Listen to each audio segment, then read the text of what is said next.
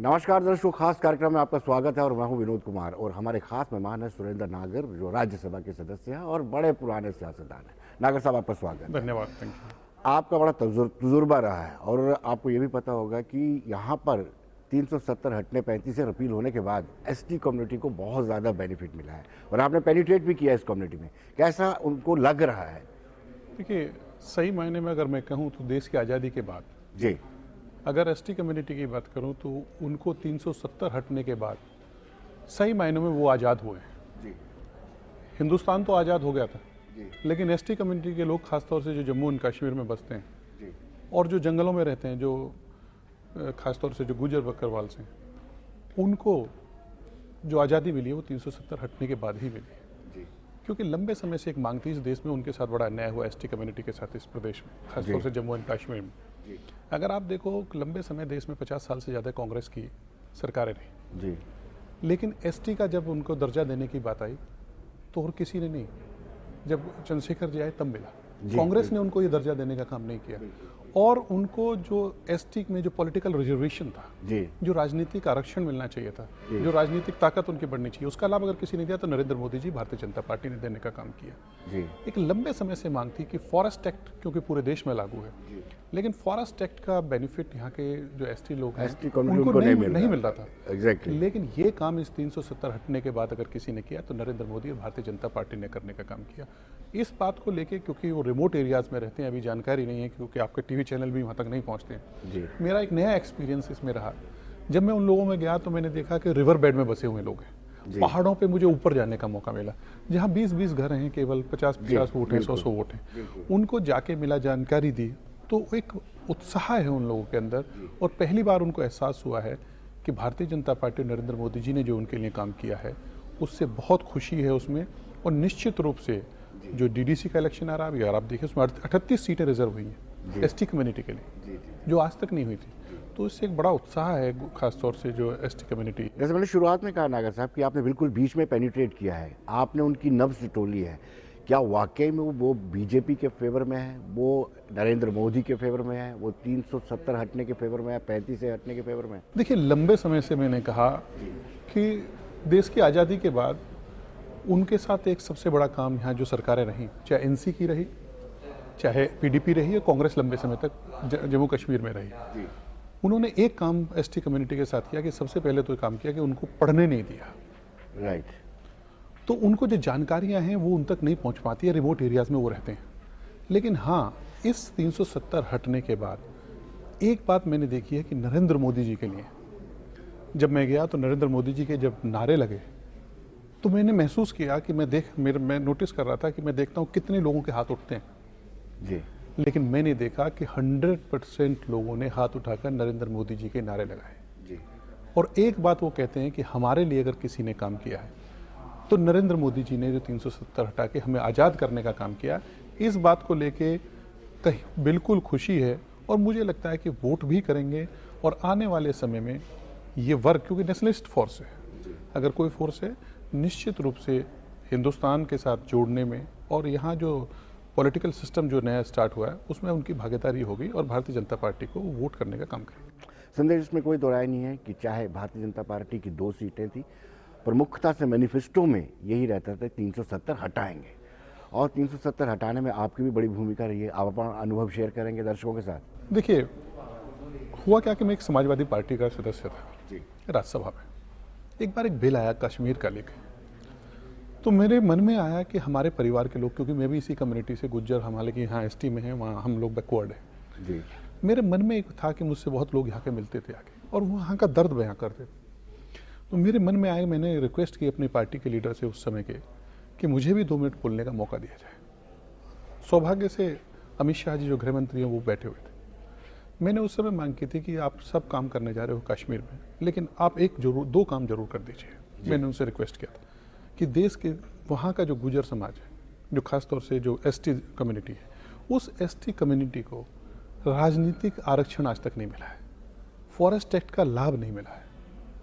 मैं उम्मीद करूंगा कि आपसे कम से कम ये उम्मीद कर सकता हूं कि उनको ये लाभ भी मिले, जिससे वो भी आज़ाद हो सके। मुझे खुशी है कि एक समय आया, उसके बाद जब मुझसे पूछा गया कि हम 370 हटाना चाहते हैं, मैं कभी एक्सपेक्ट भी नहीं कर रहा था कि मुझे कभी ऐसा पूछा जाएगा और ऐसी परिस्थिति मेरे सामने आएगी, क्योंकि ये इशू मैंने रेज किया, मेरी मॉरल ड्यूटी थी। क्योंकि राजनीति में कथनी और करनी में अंतर नहीं होना चाहिए, मेरा ये मानना है। आप किसी भी विचारधारा में हो, राजनीति में हो, जब आप मुद्दे उठाते हैं उन मुद्दों से भागना नहीं चाहिए। जैसे मैं भारतीय जनता पार्टी का उदाहरण मैं देना, जो आपने जैसा कहा कि 370 उनके मैनिफेस्टो में था तो किया, राम मंदिर बनाना था तो किया, और बिना बहुत शांतिपूर्वक तरीके से किया। तो तब मुझसे कहा गया कि अगर हम 370 हटाएं, क्या उस पर आप हमारी मदद करेंगे? तो मेरे लिए कठिन निर्णय था, मैं सही बात, बहुत कठिन निर्णय था, क्योंकि स्विच ओवर करना एक आसान नहीं होता। लेकिन कहीं ना कहीं मुझे लगा कि जिस विषय को मैंने उठाया इस पार्लियामेंट में, अगर मैं आज इससे भागूंगा तो अन्याय होगा हमारे समाज के साथ, क्योंकि वो बिल पास नहीं हो पाता अगर हम 5 लोग राज्यसभा में इस्तीफा नहीं देते तो 370 हट नहीं पाती, और 370 नहीं हट पाती तो जो दोनों लाभ हैं, अगर 370 के बाद जो राजनीतिक आरक्षण है एसटी के लिए और फॉरेस्ट एक्ट जैसे लाभ हैं वो नहीं मिल पाते। इसीलिए मैंने निर्णय लिया, और निर्णय लेकर मैंने रिजाइन किया। हालांकि दोबारा से मुझे राज्यसभा में भारतीय जनता पार्टी ने भेजने का काम किया। तो निश्चित रूप से मेरा अनुभव बिल्कुल अच्छा रहा है, और सबसे बड़ी बात खुशी है कि जिन मुद्दों को लेकर हमने लड़ाई लड़ी उसको भारतीय जनता पार्टी नरेंद्र मोदी जी ने पूरा करने का। सुंदर जी, आपने एसटी की बात की और आप वहाँ पर बतौर यूपी आप एज ए बैकवर्ड क्लास है, लेकिन आपको पता है जम्मू कश्मीर में ओबीसी को बिल्कुल नॉमिनल रिजर्वेशन मिलता है, यानी मंडल की रिकमेंडेशन के मुताबिक 27% मिलना चाहिए, लेकिन यहाँ 3 से 2.5%। देखिए मैं एक बात कहना चाहता हूँ, ये सही मायनों में आज़ादी वो है, ये तो कुछ लोगों के लिए था एक प्रदेश, कुछ वर्ग चंद परिवारों के लिए प्रदेश था। उन्होंने इस प्रदेश को भ्रष्टाचार किया, लूटा। आज जम्मू कश्मीर बैंक की अगर स्थिति देख लीजिए, सारे लोन उन लोगों ने दिलाए। जम्मू कश्मीर बैंक को आज बैंक करप्ट कर दिया इन लोगों ने। रोशनी वाला आपके सामने आई गया, इनके घर रोशन हुए, बाकी के रोशन नहीं हो पाए, बाकी तो दिए भी नहीं जल पाए कहीं। अगर गरीबों की बात करें तो दिए नहीं।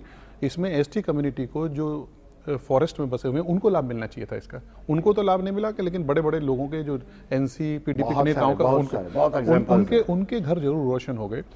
तो यही अगर आरक्षण की बात करें तो जब एसटी को नहीं मिलता था तो बैकवर्ड के साथ क्या हुआ। लेकिन अब ये प्रदेश आज़ाद हुआ है, नरेंद्र मोदी जी, क्योंकि वो एक उस परिवार से आते हैं, वो भी पिछड़े वर्ग से आते हैं। इस देश का प्रधानमंत्री पिछड़े वर्ग से आता है।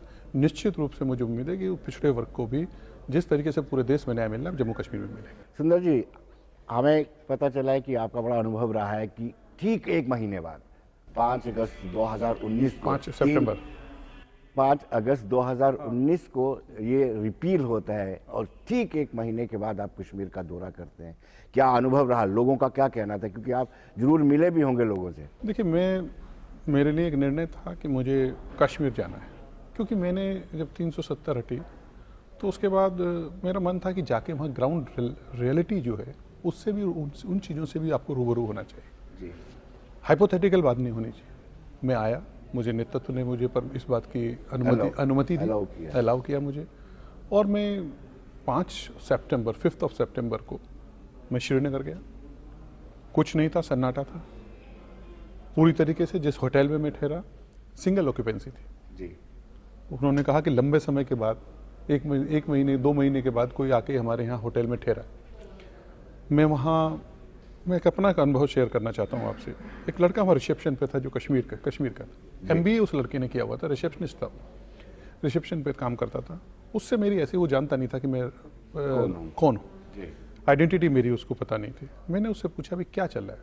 उसने तुरंत रिएक्ट किया जैसे नॉर्मली करते हैं कि हमारे साथ बहुत गलत हुआ है, 370 हटा है। बोले आपको बुरा लगेगा। मैंने कहा नहीं, आप बोलिए, मुझे बुरा नहीं लगेगा।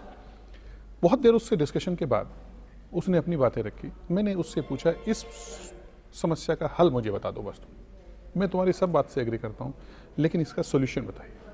वो चुप हुआ कुछ देर के लिए। मैंने उनसे कहा कि यहाँ पता है तुम्हें सरकार क्या करना चाहती है? उसने कहा नहीं मुझे नहीं आ रहा। मैंने कहा अस्पताल यहाँ बनाना चाहती है, यहाँ इंडस्ट्री लाना चाहती है, उसके बाद बेरोजगारी खत्म करना चाहती है, इसी इंडस्ट्री ला के होटल्स बना के टूरिज्म को बढ़ा के यहाँ सरकार आते हैं। तो बोले साहब ये तो किया नहीं आज तक। मैंने कहा नहीं किया ना, ये बात आप सहमत हो? मैंने उससे पूछा कि अस्पताल बनना चाहिए? बोले बनना चाहिए। इंडस्ट्री आनी चाहिए, टूरिस्ट आना चाहिए? उसने कहा आना चाहिए। तो बोले जी रोकता कौन है? मैंने कहा रोकता एक चीज़ है, ये बताइए कि कोई प्राइवेट सेक्टर का आदमी अपना अस्पताल अगर बनाना चाहेगा तो वो पहले अपनी चिंता करेगा कि मैं तो कम से कम बचा रहूं, या वो बंदूकों के साए में जिएगा, या आके उसके कर्मचारी डॉक्टर आएंगे तो वो काम करेंगे। मैंने कहा उसके लिए डेवलपमेंट ही एक मुद्दा है जिससे बेरोजगारी दूर। उस लड़के ने अंत में मुझसे कहा, वो कश्मीरी लड़के, कि मैं आपकी बात से सहमत हूं, अगर विकास होगा तभी हमारा भला हो सकता है, नहीं तो नहीं भला हो सकता। ये मेरा अनुभव है। तो जिस एजेंडे को लेकर आज हम चल रहे हैं, बीजेपी चल रही है, विकास ही, इसके अलावा कोई तरीका नहीं है यहाँ के डेवलपमेंट का। उसने शेयर किया और मुझे वॉक करने का मौका मिला। मैं गया, मैंने वॉक किया डल लेक के साथ, कुछ नहीं था ऐसा कुछ। मैं हमारे एक बड़े पीर हैं, मैं उनसे मिलने उनके घर गया। उसी समय वहाँ पहले टेररिस्ट आए थे, मुझसे कहा गया कि तुम मत जाइए। मैंने कहा मैं नहीं, हम 4 लोगों के साथ उनके घर मिलने गया। मैंने वहाँ बहुत से लोगों से बात की, लेकिन एक चीज़ चाहते हैं यहाँ के लोग कि डेवलपमेंट हो, और वो डेवलपमेंट से ही इसका भला हो सकता है इस प्रदेश का, अदरवाइज कोई तरीका नहीं, जो नरेंद्र मोदी जी का एजेंडा है। लेकिन आप सोचिए कि डीडी के इलेक्शन चल रहे हैं, डीडीसी के इलेक्शन चल रहे हैं, पहली मर्तबा हो रहे हैं, और आपको पता है कि जो वर्डिक्ट आएगा, आप मानेंगे कि अगर भाजपा हारती है तो लोग नाराज हैं कि 370 हटाया गया। क्या इसको आपके साथ जोड़ा जा सकता है?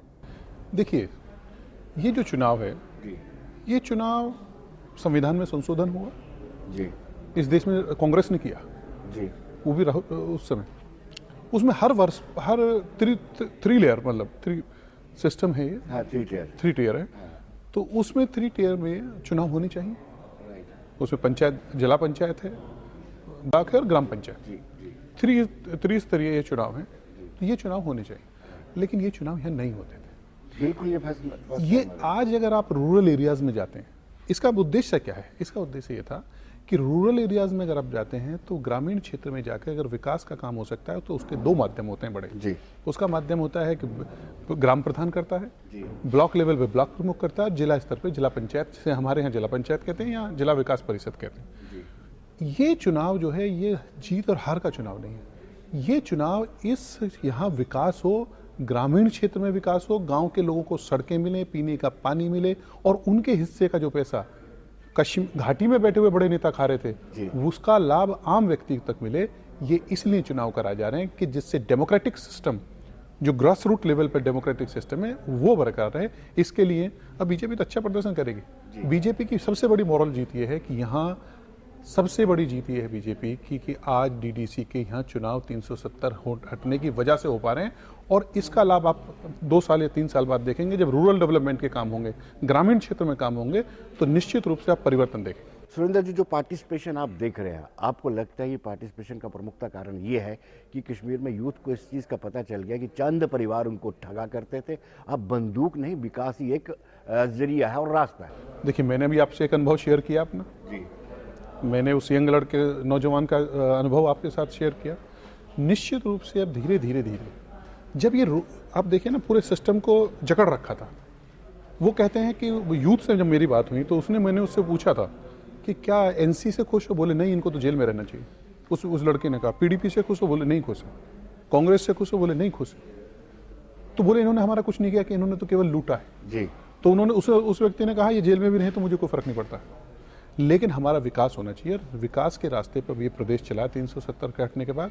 आने वाले 5 वर्ष के बाद आप देखना कि चाहे रूरल ग्रामीण कश्मीर हो, जम्मू हो, या शहरी क्षेत्रों, अब विकास होगा, इंडस्ट्री आएगी, टूरिज्म बढ़ेगा, और आतंकवाद निश्चित रूप से खत्म। लेकिन सुरेंद्र जी, आपको लगता है कि जिस तरीके से तमाम बड़े नेता, चाहे महबूबा मुफ्ती हो, डॉक्टर फारूक अब्दुल्ला हो, उमर अब्दुल्ला हो, हकीम यासीन, एन नंबर ऑफ बहुत सारे लोगों को साल साल तक नजरबंद रखा, किसी ने ह्यू एंड क्राई नहीं किया? क्या उनको लगता है कि उनके पॉलिटिशियंस ने उनके साथ धोखा किया है? निश्चित रूप से। अगर आप जाइए घाटी में, इंडिपेंडेंट बात करिए, अगर वहाँ का यूथ है वो इन नेताओं की परवाह नहीं करता है, वो इन नेताओं से खुश नहीं है। वहाँ कश्मीर का यूथ, जम्मू कश्मीर का यूथ ये मानता है कि पिछले 70 साल से ज़्यादा जिन लोगों ने यहाँ राज किया उनके साथ जस्टिस नहीं किया, इसीलिए आज यहाँ बेरोजगारी है, इसीलिए यहाँ डेवलपमेंट नहीं हुआ, इसीलिए यहाँ एसटी को बेनिफिट नहीं मिला, इसीलिए यहाँ बैकवर्ड के साथ कोई काम नहीं हुआ। कि चंद घरानों को और चंद नेताओं के परिवारों का जरूर विकास हुआ है, क्योंकि जो वो तो कहते हैं कि जब सर्दी आती है तो फ्लाइट फुल होती है मुंबई और दिल्ली की, वो चंद परिवार के लोग भाग जाते हैं, वो सर्दी में नहीं रहना चाहते कश्मीर। उसके बाद जब गर्मी आएगी तो वो आते हैं पर्यटन पे। ऐसे नेता हैं एनसी के नेता तो पर्यटन हिंदुस्तान या विदेश में भी चले जाते हैं। कुछों के परिवार आज भी विदेश में रह रहे हैं। बिल्कुल। आज वो सरकारी जब नौकरी करने की बात आती है तो सरकारी नौकरी तो उनके लिए जायज है, लेकिन अगर हिंदुस्तान की अगर कोई सरकार बीजेपी नौकरी देती है तो वो गलत कहते हैं। जी, तो ये रही बात मेन स्ट्रीम पॉलिटिकल पार्टीज की। जो सेपरेटिस्ट हैं वो अपने बच्चों को विदेशों में पढ़ाते हैं और जहाँ के कश्मीरी यूथ को हाथ में पत्थर और गोली बंदूक थमाते हैं। क्या वो लोग भी अब समझें अलगाववादी नेताओं से? देखिए, अलगाववादी नेताओं के घर जाके कांग्रेस आपने देखा कि लोग जाते थे जी जी, और घर जाके कहते थे और वो दरवाजा बंद कर लेते। अपीजमेंट की पॉलिसी कांग्रेस ने की। इसके लिए अगर मैं मानूं तो सही मायने में कांग्रेस और जो रीजनल दोनों पार्टी है वो इसके लिए जिम्मेवार है। अगर आतंकवाद बढ़ाया, बेरोजगारी बढ़ी है, तो सिर्फ उसके लिए अगर जिम्मेवार है। अलगाववादी नेताओं को बढ़ावा देने का अगर किसी ने काम किया तो उसके लिए कांग्रेस, एनसी, खासतौर से मैं कांग्रेस को जिम्मेवार होऊंगा जिसने 50 साल से ज्यादा केंद्र में राज किया। जी, लेकिन सुंदर जी सवाल ये उठता है कि अब जो आपको राष्ट्र विरोधी लगते हैं, जब आपने पावर हासिल करनी होती है, सत्ता में आना होता है, तो वो दूध के दूल्हे लगते हैं। मैं पीपल्स डेमोक्रेटिक पार्टी की बात कर रहा हूँ। देखिए, ये एक प्रयोग था। राजनीति में कभी कभी प्रयोग किए जाते हैं। निश्चित रूप से वो प्रयोग सफल नहीं हुआ। मैं कह सकता हूँ वो प्रयोग सफल नहीं हुआ क्योंकि हमारा मानना था कि सत्ता की चाबी अगर आपके हाथ में नहीं होगी तो अपने लोगों का भला नहीं कर पाओगे, अपने एजेंडे को पूरा नहीं कर पाओगे। जी। तो हमारी सोच थी कि मिलके दोनों को नजदीक लाने का, कि जम्मू रीजन, कश्मीर एक प्लेटफॉर्म पे आए, एक सरकार में भागीदारी हो उनकी। वो एक प्रयोग था, वो प्रयोग सफल नहीं हो पाया। लेकिन अब मैं मानता हूं कि 370 और सब हटने के बाद आप देखिए कि दोहरा बात वो कर रहे हैं। 370 हटने के बाद कहा था कि हम किसी चुनाव में भाग नहीं लेंगे, लेकिन आज आ रहे हैं चुनाव, सब इकट्ठा हो गए। तो ये जो हमारा प्रयोग था, वो प्रयोग हमने कहा था कि जम्मू कश्मीर को प्रदेश के दोनों हिस्सों की भागीदारी सरकार में हो, वो एक प्रयोग किया था, सफल नहीं हो पाया। लेकिन हमारा प्रयास तो ये था कि नेशनल इंटरेस्ट में हम लोगों ने वो निर्णय लिया। लेकिन सुरेंद्र जी, आपके टेन्योर में, आपकी सरकार के कार्यकाल में विधानसभा के अंदर एक नेता पाकिस्तान जिंदाबाद के नारे लगाता है।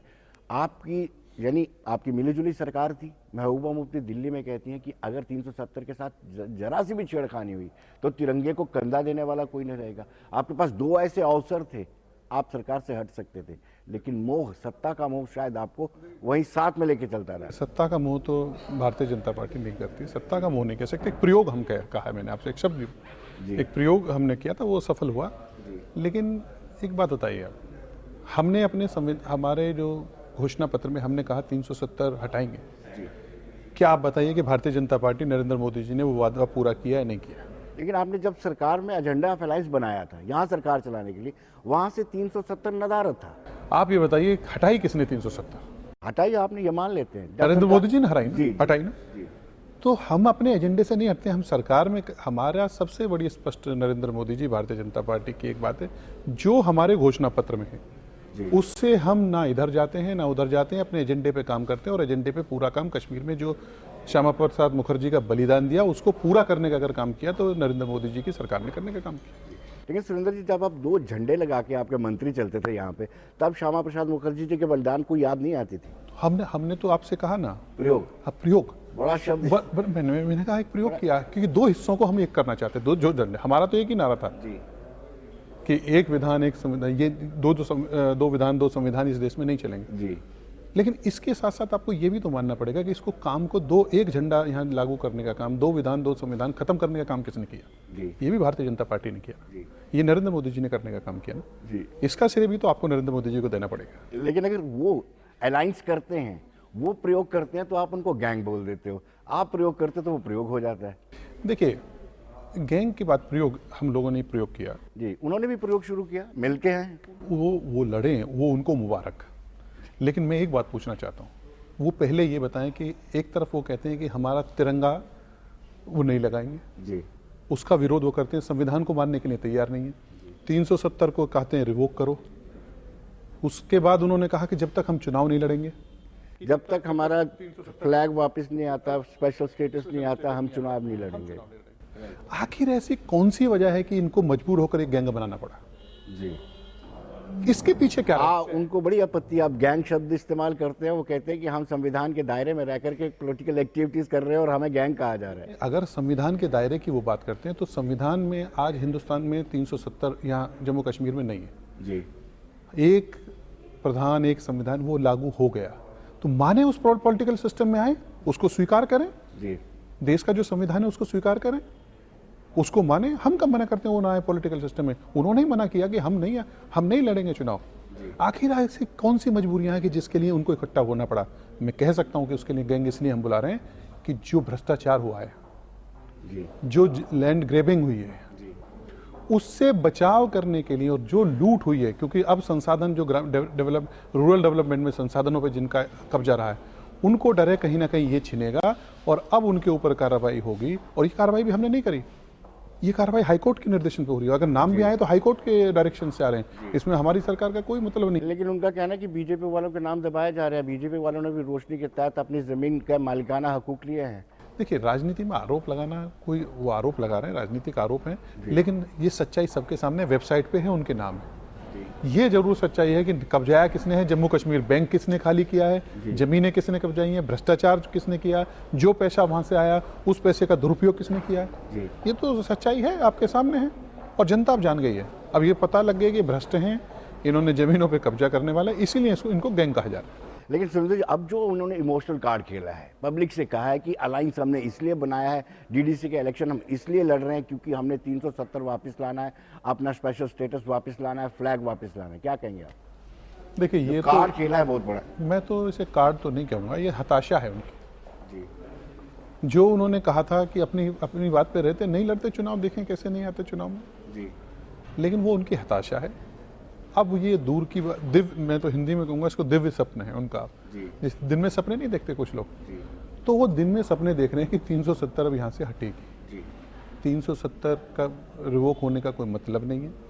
उनके बाद स्पेशल स्टेटस की कोई बात है, वो स्पेशल स्टेटस देंगे तो सरकार, केंद्र सरकार देगी, नरेंद्र मोदी जी काम करेंगे यहाँ। लेकिन अब वो दिन में सपने देख रहे हैं कि 370 रिवोक होगी।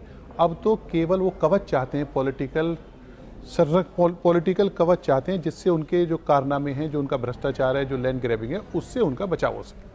लेकिन सुरेंद्र जी, वो बार बार ये कहते हैं कि केंद्र सरकार को घुटने टेक करके कश्मीरियों के पास आना पड़ेगा कि आप बताइए 370 के अलावा और क्या चाहिए आपको, इतने कॉन्फिडेंस से वो कहते हैं।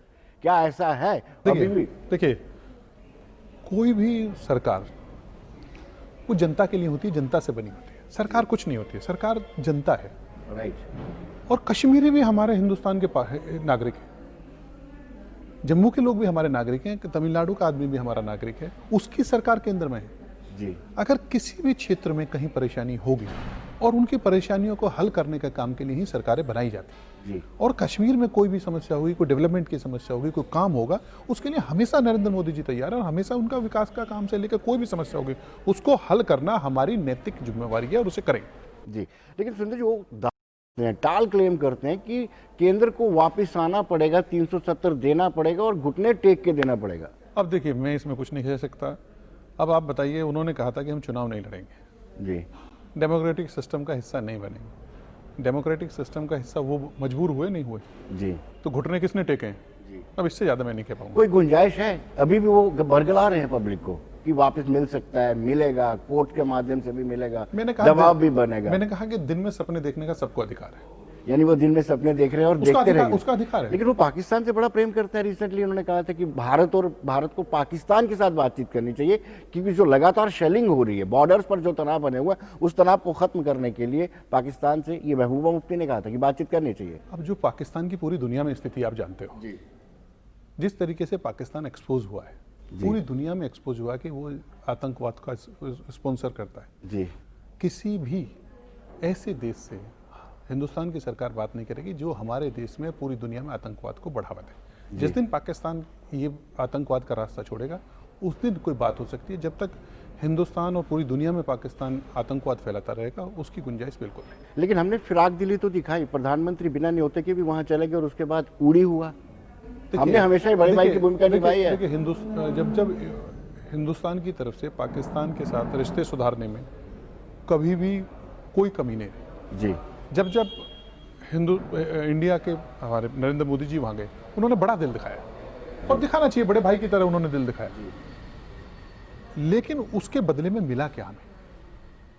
हमारे पास उरी मिला, हमारे पास पठानकोट हुआ, लेकिन पहली सरकार इस देश में है कि जिसने उनके घर में जाके उनको मारा और उसका बदला लिया।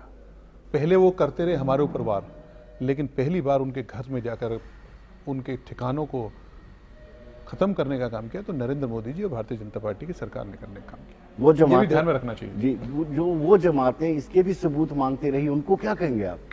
अब वो जनता देख लीजिए, उन जमातों ने जिन्होंने सबूत मांगे, अभी चुनाव हो रहे हैं, कल ही चुनाव हुआ है, एक राष्ट्रीय पार्टी है, मुझे तो नाम लेने में भी, राष्ट्रीय पार्टी कहने में भी अब आजकल, क्योंकि रीजनल पार्टी से भी छोटी हैसियत उसकी, 2 सीटें उसने जीती जी, और वो केंद्र में 44 सीटों पे आ गए, और भारतीय जनता पार्टी आप देख रहे हैं कहां से कहां जा रही है। तो ये तो जनता निर्णय कर रही है कि कौन उनको जो सबूत मांग रहे थे, सबूत हमें किसी पार्टी को देने की जरूरत नहीं है। जनता का विश्वास है कि जो हमने काम किया, जनता को विश्वास है कि जो हमने वहां जाकर जो हमला किया, जो काम हिंदुस्तान की सरकार ने किया, उस पर जनता की मोहर लग चुकी है। जिस पार्टी का आप नाम नहीं लेना चाहते सुरेंद्र जी, मैं नाम ले लेता हूं, कांग्रेस यहाँ गुपकार अलायंस का हिस्सा भी है और मना भी कर रही है, ये कौन सी पॉलिसी है उसकी? देखिए, ये उनका तरीका है, वो देश को धोखा देते हैं। ओके, आज़ादी के बाद से ये काम कांग्रेस करती आई है। अगर कांग्रेस की नीतियां सही होती तो आज एक जम्मू कश्मीर के जो हालात हैं वो नहीं होते। मैं इसके लिए कांग्रेस को पूरी तरीके से जिम्मेवार मानता। और अब अगर उनको करना है तो खुल के आना चाहिए जी, खुल के उनके साथ अलायंस करना चाहिए। मैं तो गया अभी, मैंने 2-4 जगह, मैं जब गाँव में जाने का मुँह लगा, मैंने पूछा भी कौन कैंडिडेट है, बोले साहब कांग्रेस का भी कैंडिडेट है यहाँ। तो मैंने कहा होगा क्या, तो बोले साहब आखिर में जब वोट पड़ने आएंगी तो कांग्रेस विड्रॉ कर लेगी।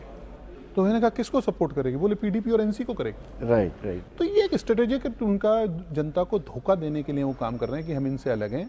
लेकिन कांग्रेस को अपनी स्थिति स्पष्ट करनी चाहिए कि हम गुपकार गैंग के साथ हैं, और मैं कहता हूं कि निश्चित रूप से वो उसके साथ हैं, चाहे जनता को कितना धोखा लें, जनता उनके बहकावे में आने वाली नहीं। आखिरी सवाल आपसे, किसान बिरफे हो, उनको आप क्या संदेश देंगे? देखिए, किसानों का जो बिल लेके आया, मुझे भी उसमें बोलने का मौका मिला था जी, क्योंकि मैं एक ऐसी बेल्ट से आता हूँ कि जो वेस्ट यूपी, पश्चिमी उत्तर प्रदेश, जो किसानों का गढ़ कहा जाता है, किसान राजनीति बड़े लंबे समय से होती थी। और मेरा एक परिवार भी ऐसा है कि मैं बिजनेस में हूँ, लेकिन मेरा दूध का मिल्क का बिजनेस है, तो हमारा ग्रास रूट से जुड़ा हुआ मैं। उस समय जो ये तीनों कानून है, इससे किसानों के कांग्रेस लंबे समय से मांग थी। कांग्रेस ने जो अपना मैनिफेस्टो है, उस मैनिफेस्टो में इन तीनों कानूनों का जिक्र किया था। ठीक, कांग्रेस ने जिक्र किया है कि हम अगर सरकार बनाएंगे तो इन तीनों कानूनों को हम लागू करेंगे। इन कानूनों से जो सबसे बड़ा लाभ होने जा रहा है फार्मर को, देखिए उसको समझ नहीं रहे। मैंने उदाहरण दिया था उस समय कि किसी चीज़ की स्केर्सिटी, जैसे हमारे यहाँ मुजफ्फरनगर है, अगर सहारनपुर आपके अम्बाला के पास है, वहाँ गुड़ बहुत बनता है। अगर वहाँ वो गुड़ बनता है, फार्मर अपने यहाँ कोल्हू बहुत है, छोटे छोटे जो गुड़ बनाने के, स्मॉल, ये कॉटेज इंडस्ट्री, अगर वो चाहता था इस कानून से पहले कि अगर अपना गुड़ लेकर वो अगर जम्मू आना चाहे, नहीं आ सकता था क्योंकि वो अलाउ नहीं करता था। उसके मैं बड़ा उदाहरण देना चाहता हूँ, यमुना नदी बीच में है, इस तरफ हरियाणा है, इस तरफ उत्तर प्रदेश है। उत्तर प्रदेश का किसान अपना माल लेकर भी उसे बेचने का अधिकार नहीं था कि वो हरियाणा में बेचे। अगर हरियाणा का रेट देखें तो 100 रुपये कुंटल हमेशा ज़्यादा रहता था जी, हमेशा 100 रुपये कुंटल गुड़ का रेट ज़्यादा है, नदी बीच में केवल, इधर उत्तर प्रदेश, इधर हरियाणा। आज गेहूं का अगर आप दें, गेहूं का जो दाम है साउथ इंडिया में हमेशा 200 रुपये कुंटल ज़्यादा रहता है, 200 रुपये कुंटल। बिहार में गुड़ का रेट 250 रुपये कुंटल ऊपर रहता है। क्या किसान अपना माल का अधिकार नहीं होना चाहिए? राइट। जब हर कार बेचने वाले को सब जगह अधिकार, किसान को क्यों नहीं अधिकार है? इनसे क्या परेशानी इन लोगों को है? अगर किसान को अधिकार, हाँ ये बात सही है कि ये अटैक है बिचौलियों के ऊपर, और ये कहीं ना कहीं वो ताकतें भी इस आंदोलन के पीछे काम कर रहे हैं। सुरेंद्र जी, आपका बहुत बहुत धन्यवाद, बहुत बहुत। दर्शकों, आप बन रहे हैं देश दुनिया की खबरों के लिए, और मुझे दीजिए इजाजत। नमस्कार।